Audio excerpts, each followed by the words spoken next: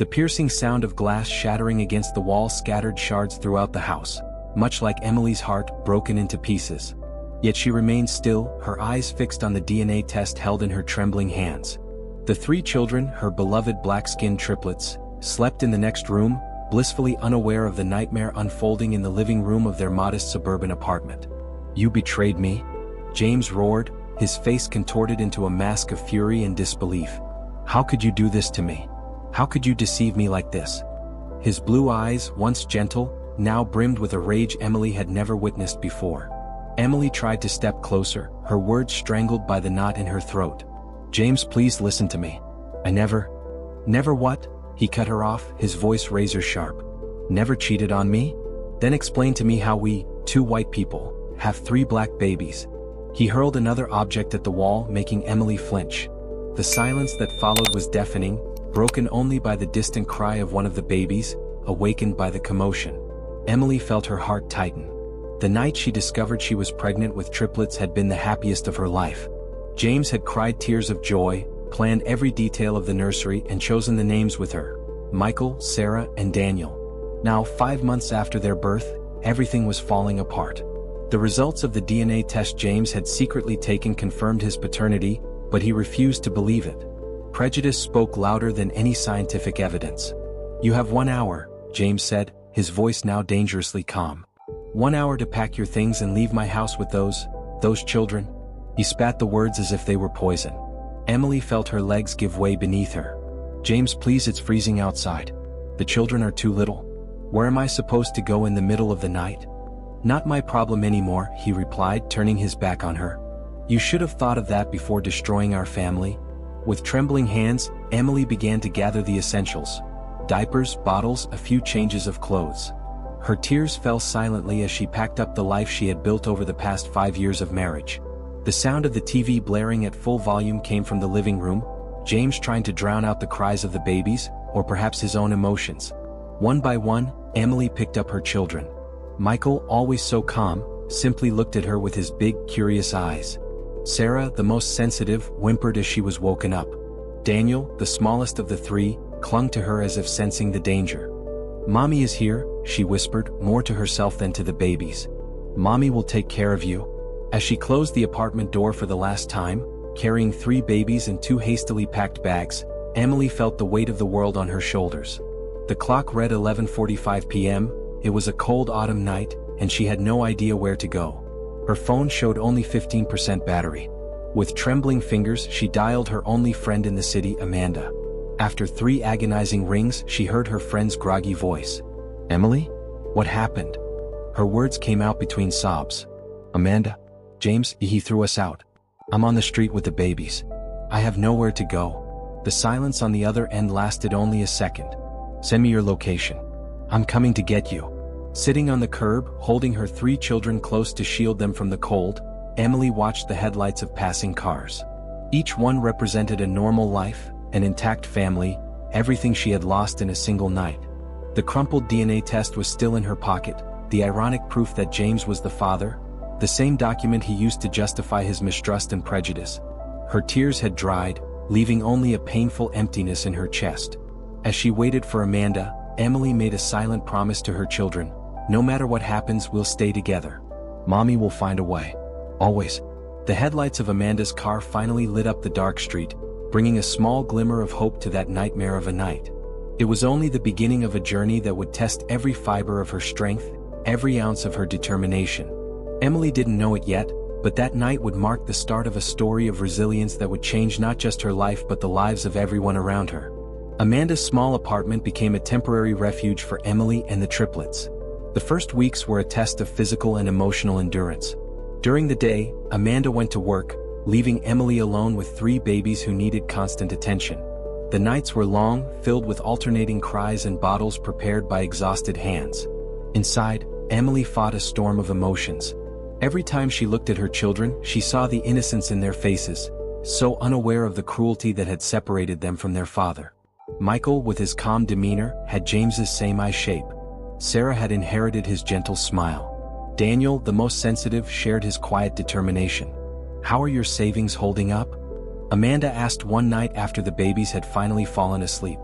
Emily fidgeted with a cup of tea that had gone cold. Almost gone, she replied softly.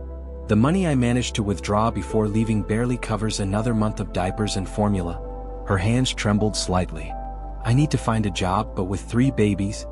Amanda grasped her hand firmly. There's that community daycare in the city center. We can try to get a spot for them while you look for work. The following days were a marathon of interviews and daycare visits. Emily faced curious looks and veiled questions about her situation. The absence of a wedding ring on her finger sparked whispers, but she held her head high. Every closed door only strengthened her resolve. It was on one of those mornings during her search that she met Rose, an elderly woman who ran a small craft store. Emily had entered just to escape the rain, pushing her worn-out triple stroller. 3 at once? Rose smiled, approaching her. You must be a warrior. Something in Rose's kind voice made Emily lower her defenses. Before she realized it, she was sharing her story between restrained tears, while the woman listened with genuine attention. I have a proposal for you, Rose said after a moment of reflective silence. I need help in the shop, and there's a room in the back that could serve as a makeshift daycare. I can't pay much, but I accept, Emily replied without hesitation.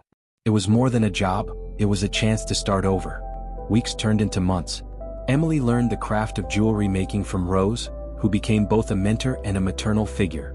The backroom was transformed with a colorful rug and a safety gate.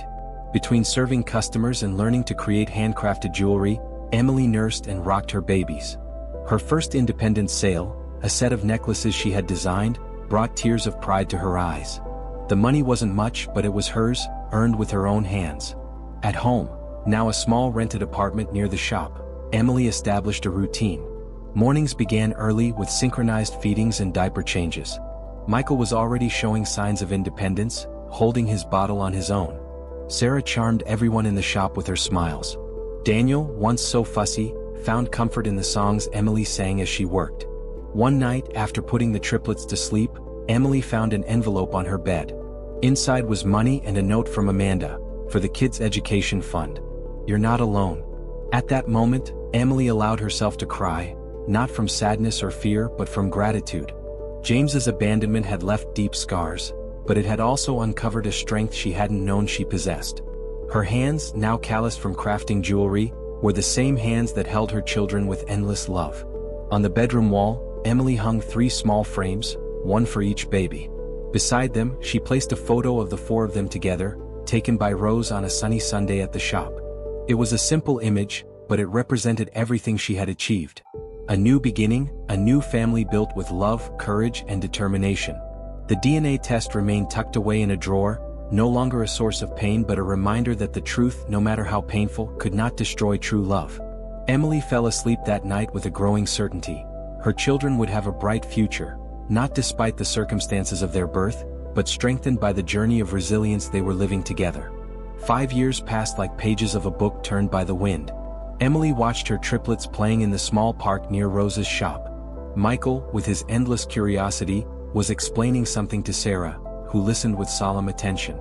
Daniel, sitting slightly apart, was drawing in his notebook, the artist of the family. Life had found its rhythm. The craft store thrived, and Emily was now Rose's business partner. Her creations, delicate pieces of handcrafted jewelry, had gained a loyal following. But on quiet nights, when the children slept, shadows of the past still visited her. It was on one of those Saturday mornings in the park that Emily's world trembled again. A woman approached, her face marked by illness, but her eyes burned with an unsettling urgency. Are you Emily Morgan? The woman's voice was weak, almost a whisper. Mother of the triplets? Emily instinctively positioned herself between the stranger and her children. Yes, I am. Who are you? My name is Rachel. I was a nurse at the hospital where your children were born. Her hands trembled as she held out a yellowed envelope. I need to tell you something. Something I've been carrying for 5 years. Emily's heart raced. Rachel. That name had appeared in the hospital records but was just a forgotten detail in the chaos of that terrible night. Please, Rachel continued, her voice breaking. Not here, not in front of the children. Can we talk somewhere private? Emily hesitated, years of maternal protectiveness clashing with the growing curiosity in her chest. Rose, who had been watching from a distance, approached. I can stay with the kids, her mentor offered, understanding the gravity of the moment without needing an explanation. In a nearby cafe, Rachel shared her story. Her words fell like stones into a tranquil lake, sending ripples that threatened to engulf Emily. "I knew James from college," Rachel began, her hands gripping her teacup as if seeking strength. "We had a relationship. He promised me the world, but when I got pregnant..." Her voice faltered. "He just disappeared." Emily felt the air leave her lungs. "What does this have to do with my children?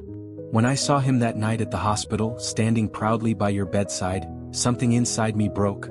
Rachel paused, silent tears streaming down her face. "I was the head nurse in the maternity ward. And that night I made a terrible mistake." The confession that followed made Emily's world spin. Rachel, consumed by the bitterness of her own abandonment, had swapped the babies. Emily's triplets, born fair-skinned like her and James, were switched with 3 black babies from another mother, a young woman who had died in childbirth. "I wanted him to feel the pain of rejection," Rachel sobbed. "I wanted him to experience the abandonment he made me feel. But I didn't imagine. I didn't think about the consequences." Emily rose abruptly, her chair scraping against the floor. Memories flooded her mind. James's look of disbelief, his accusations, the pain of being abandoned. 5 years of struggle, rebuilding, and unconditional love for her children, all based on a vengeful lie. "I'm dying," Rachel continued, her voice now barely a whisper. "Terminal cancer. I can't leave this world carrying this secret. You deserve to know the truth." The envelope Rachel pushed across the table contained proof. Altered hospital records, photographs of the original babies, documentation verifying her devastating story. Emily held the papers with trembling hands, her world crumbling for the second time. "Why now?" she asked, her voice breaking with conflicting emotions. "Why after all this time?" "Because you deserve the chance to make things right," Rachel replied. "James needs to know he was right to trust you. And those children, they deserve to know their true story." Emily left the cafe in a daze, the weight of Rachel's revelations crushing her chest. In the park, her children, no, someone else's children, ran to embrace her, their innocent smiles piercing her heart like needles. That night, after putting the kids to bed, Emily sat on the floor of her room, surrounded by 5 years of photographs and memories. Every smile, every first step, every precious moment, it all seemed different now, overshadowed by the truth she had just uncovered. The question that echoed in her mind wasn't about DNA or biology. It was about love, about family, about the invisible bonds she had built with 3 little beings who, regardless of their origins, were her children in every way that mattered. Dawn found Emily still awake, her red-rimmed eyes staring out the apartment window. The truth Rachel had revealed weighed on her heart like lead. In the next room, Michael, Sarah, and Daniel slept peacefully, unaware of the storm brewing in their mother's life. Rose knew something was wrong the moment Emily arrived at the shop that morning. The triplets went straight to their playroom in the back, while Emily collapsed into a chair, her hands trembling as she held a cup of tea. "They're not my children, Rose," Emily whispered, the words tearing out of her throat. "That nurse, she switched the babies at the hospital." Rose sat beside Emily, holding her hands firmly. "Dear, those children are yours in every way that matters. 5 years of love, care, and dedication can't be erased by a piece of paper. But there's another family, Rose. My real babies, where are they? And James, he was right all along, just for the wrong reasons." The sound of the children's laughter came from the back of the shop. Sarah was teaching her brothers a new song she had learned at school. The simplicity of that moment made Emily's heart ache. What am I going to tell them? How do I explain that their whole life is based on a lie? That afternoon, Amanda showed up at the shop after receiving a desperate message from Emily. The 3 women gathered once the children had gone home with Rose, who insisted on looking after them so Emily could think clearly. "I need to find James," Emily decided, her voice gaining strength. "He deserves to know the truth. But first, I need to find out what happened to my other children." The search began that very night. Amanda, who worked as a social worker, used her contacts to investigate the hospital records. The story of the young mother who had died in childbirth was true, a tragedy Rachel had manipulated for her revenge. The babies were adopted, Amanda revealed days later, holding a confidential file. By a family that moved across the country. "They're doing well, Emily. They are loved." The news brought a mix of relief and profound pain. Her biological children were alive and well, but completely out of reach.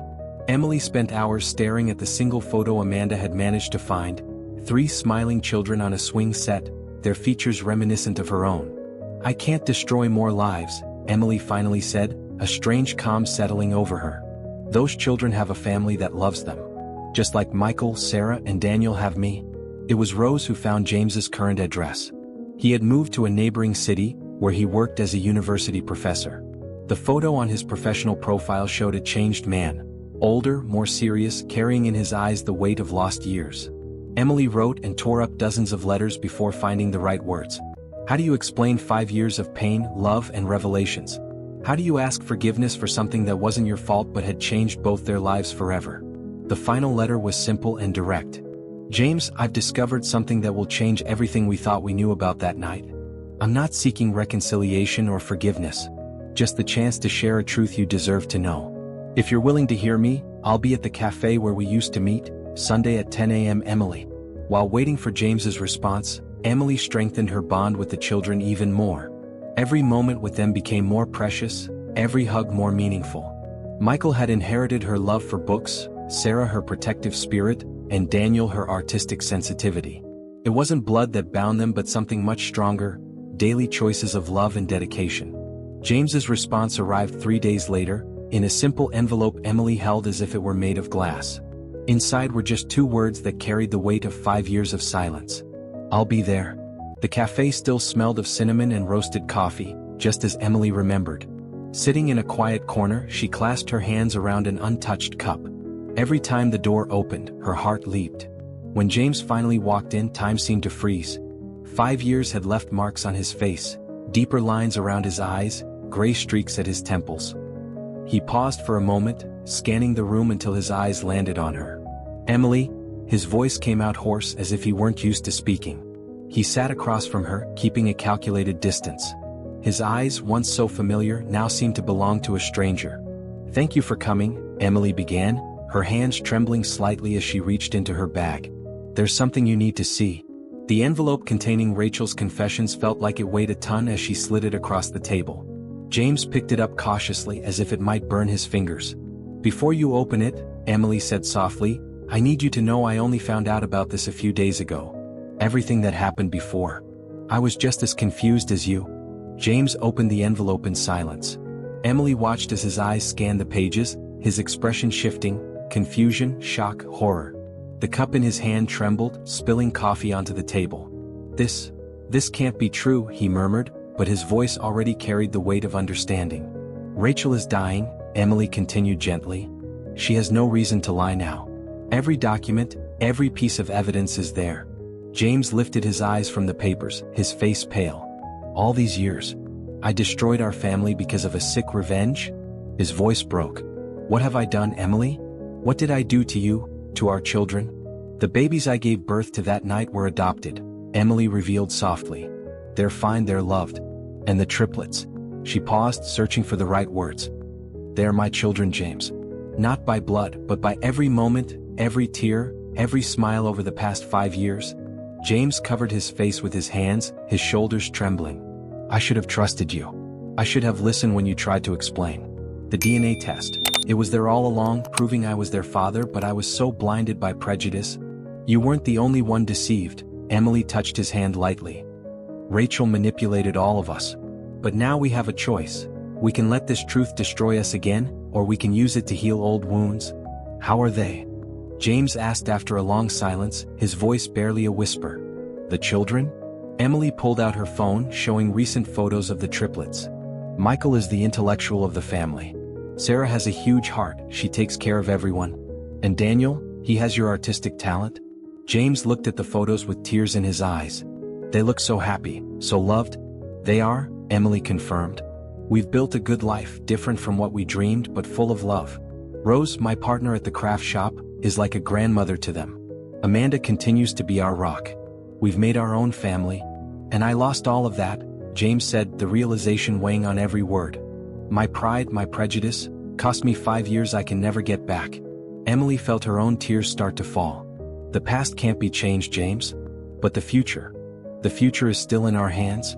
They talked for hours, their words flowing like a dammed river finally finding its course. They spoke of pain, regret, forgiveness. Of the lost years and the possibilities of tomorrow. When they finally rose to leave, the sun was already setting, painting the sky in golden hues. The Sunday sun bathed the small park in golden tones as Emily watched her children play. Her heart beat a little faster today. It was the day James would meet the kids for the first time in 5 years. Rose sat beside her, a comforting and steady presence. "They're so excited to meet my teacher friend," Emily whispered, her hands nervously adjusting the blanket on the grass. The white lie weighed heavily on her heart, but she and James had agreed to take it slow, to build bridges before revealing truths too complex for young hearts. James arrived punctually, carrying a box of colored chalk and 3 small sketchbooks.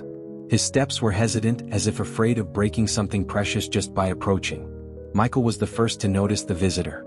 His curious eyes studied James with interest, while Sarah, ever protective, moved closer to Emily. Daniel remained focused on his drawing, only stealing glances at the stranger. "Kids," Emily called softly, "this is my friend James. He's a teacher and loves drawing just like you." The ice began to thaw as James sat on the grass and started drawing. His skilled strokes quickly captured the children's attention. Daniel was the first to approach, his eyes lighting up as he watched James create a magical world on paper. "Can you teach me?" Daniel's timid voice surprised even Emily. James smiled, gently offering him a piece of colored chalk. Hours passed like minutes. Sarah discovered that James knew all the constellations and could draw maps of the night sky. Michael was fascinated by the dinosaur stories James told while sketching them. Rose watched the scene, her eyes glistening as she squeezed Emily's hand in silent support. "It's like something is falling back into place," she murmured. The afternoon continued with laughter and colorful drawings scattered across the blanket. As the sun began to set, no one wanted the moment to end. "Will you come back?" Sarah asked, her wide eyes fixed on James. "If your mom says it's okay," he replied, his voice thick with contained emotion. In the months that followed, James became a constant presence in the children's lives. It started with Sunday visits to the park, then occasional lunches, until his presence became natural, expected. Emily watched with a mix of joy and apprehension as the bonds grew stronger. James never tried to force his role as a father. He earned his place day by day, moment by moment. One night, after the children were asleep, Emily found James sitting on her apartment balcony, gazing at the stars. "They're incredible," he said softly.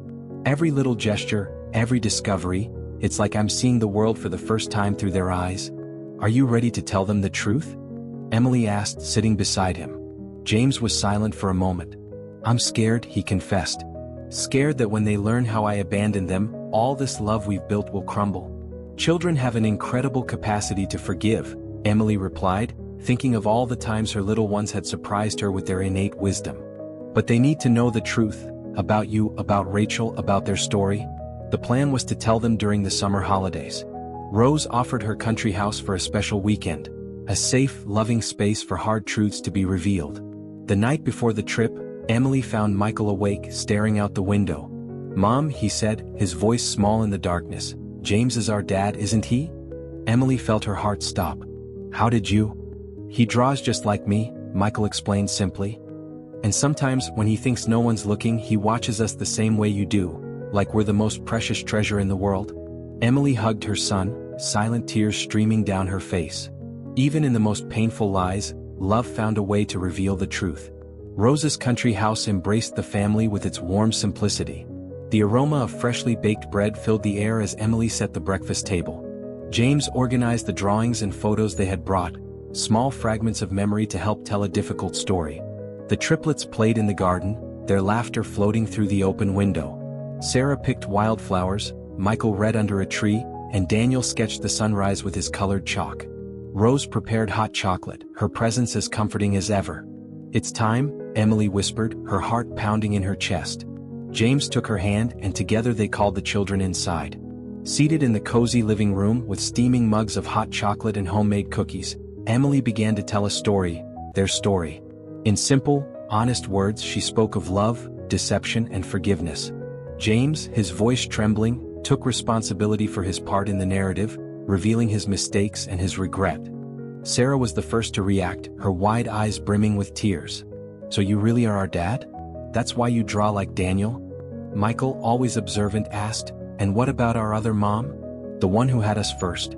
Daniel stayed silent, gripping the sketchbook James had given him tightly. Emily explained about the young mother who had passed too soon, about Rachel and her revenge born of pain, and how true love doesn't always come from blood but from the choices we make every single day.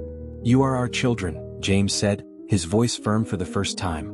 "It doesn't matter how it began or what happened. The love we feel is real." Daniel stood slowly and walked over to James. Without a word, he opened his sketchbook. On the pages were portraits of the family: Emily, Rose, Amanda, and James. In every drawing, small details showed the love in the adults' eyes as they looked at the children. "I knew," Daniel said softly. "In your drawings you look at us like Mom does. Like love." Sarah threw herself into James's arms, sobbing. Michael approached more slowly, but his eyes sparkled with understanding and acceptance. Emily felt Rose squeeze her hand, offering silent strength. The days that followed were filled with healing. Between playing in the garden and having honest conversations, the family found its new rhythm. The difficult questions came naturally and were answered with truth and love. One afternoon, while everyone enjoyed a picnic under the shade of an old oak tree, Emily watched her family. James was teaching Michael how to make paper airplanes, Sarah was braiding flowers into Rose's hair, and Daniel was drawing them all together. "Sometimes," Rose said softly, "the strongest families are the ones that were broken and put back together with love." Months passed and life found a new normal. James bought a house near Emily's apartment, allowing the children to move freely between both homes. Sunday nights became sacred, family dinners where everyone gathered, including Rose and Amanda. Rachel passed away in peace, knowing that her confession had allowed the truth to heal old wounds. Emily kept Rachel's apology letter alongside the first photos of the triplets, a part of a story they could now tell with courage and love. On a special morning, the family gathered to plant a tree in the garden of their new home. As the children helped secure the sapling in the soil, Emily thought about how love, like that little tree, needed care, patience, and time to grow strong. "What do you think it will become?" Sarah asked, gazing at the sky through the young branches. "Something beautiful," Emily replied, "just like our family." And there, under the gentle morning sun, watching her children and James working the earth together, Emily knew that sometimes life's greatest gifts come disguised as challenges, and that true love has the power to turn even the most improbable stories into tales of hope and redemption. Dear viewers, if this story touched your heart as much as it touched ours, leave your comment below. Don't forget to like and subscribe to the Life Stories channel for more emotional narratives like this one. Your support helps us continue sharing powerful stories that remind us of the true meaning of family and love. See you in the next story.